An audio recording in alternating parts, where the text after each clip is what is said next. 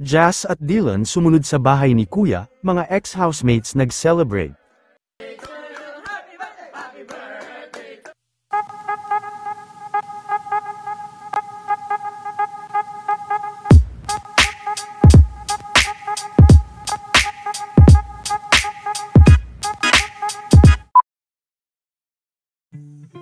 Punong-puno, at napakadami na naman nga ng mga fans, ang nag-abang sa labas ng bahay ni Kuya sa naganap na 12th eviction night ng Pinoy Big Brother, kung saan ay talagang pinagkaguluhan din sina Jeren at Binsoy, na naglaan din ng panahon para kawayan at batiin ang kanilang mga fans.